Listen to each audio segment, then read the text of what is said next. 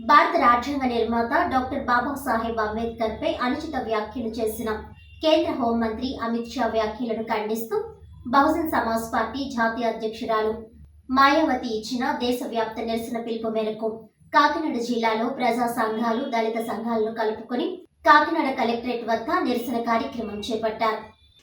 ఈ సందర్భంగా బహుజన్ సమాజ్ పార్టీ కాకినాడ జిల్లా అధ్యక్షులు మాతా సుబ్రహ్మణ్యం, ప్రజా సంఘాల నాయకులు రామేశ్వరరావు, డాక్టర్ భానుమతి, మాల సంఘాల జేఏసీ అధ్యక్షులు లింగం శివకుమార్, బీఎస్పీ జిల్లా ఇన్ఛార్జ్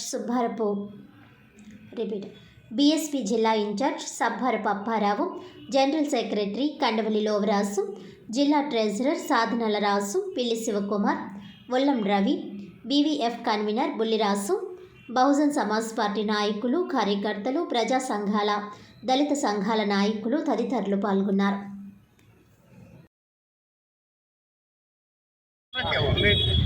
ఓకే సార్. మీడియా ప్రతినిధులందరికీ నా హృదయపూర్వక జైభీములు. మిత్రులారా, మనం కొద్ది రోజుల క్రితమే అమిత్ షా చేసిన వ్యాఖ్యలు మనం అందరం పేపర్లో చూసాం, రేడియోలో చూసాం, అన్ని ఛానల్లో కూడా మనం చూసాం. ఈ రకమైనటువంటి వ్యాఖ్యలు చేయడం దేశానికి ద్రోహం చేసినట్లే. ఎందుచేతనంటే రాజ్యాంగం మీద ప్రమాణకం చేసి అధికారంలోకి వచ్చి ఆ రాజ్యాంగం చేసిన కర్తను అయినటువంటి ప్రధానమైన వ్యక్తి డాక్టర్ బిఆర్ అంబేద్కర్ని అనుచిత వ్యాఖ్యలు చేయడం అనేది జాతికి ద్రోహం చేసినట్లే. ఎందుకంటే రాజ్యాంగం మీద నీకు ఎప్పుడైతే ఆ నమ్మకం లేదో నువ్వు రిజైన్ చేసి పోవాలి, లేదా ప్రధానమంత్రి వాళ్ళ అధికార పార్టీ నుంచి ఇమీడియట్గా అతను బర్తరఫ్ చేయాలి. అలాగే లేని పక్షంలో దేశవ్యాప్తంగా ఇదే కాదు మరింత ఉధృతంగా కార్యక్రమాలు చేపట్టవలసిన అవసరం ఉన్నది.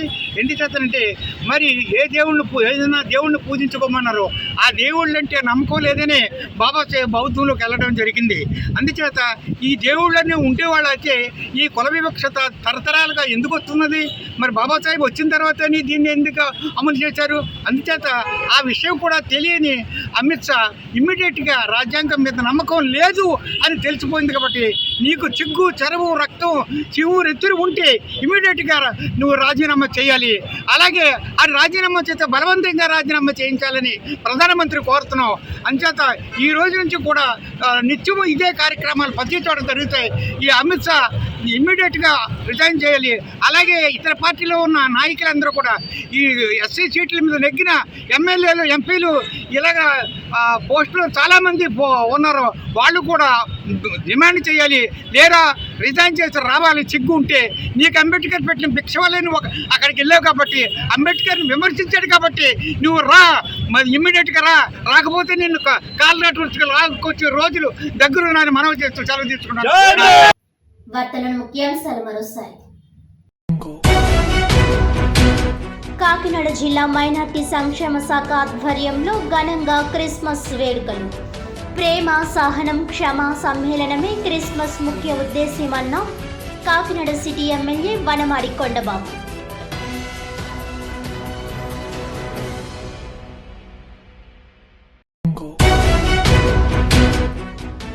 ద్విచక్ర వాహనాలపై ప్రయాణించే వారు హెల్మెట్ తప్పక ధరించాలి. రోడ్డు ప్రమాదాల నివారణలో భాగంగా నిర్వహించిన అవగాహన ర్యాలీలో జగ్గంపేట సిఐ వైఆర్కే శ్రీనివాస్.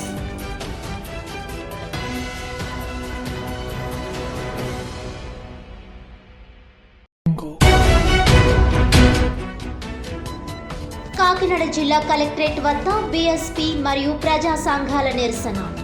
అంబేద్కర్ పై అనుచిత వ్యాఖ్యలు చేసిన కేంద్ర హోంమంత్రి అమిత్ షాను కేబినెట్ నుంచి బర్తరఫ్ చేయాలని డిమాండ్.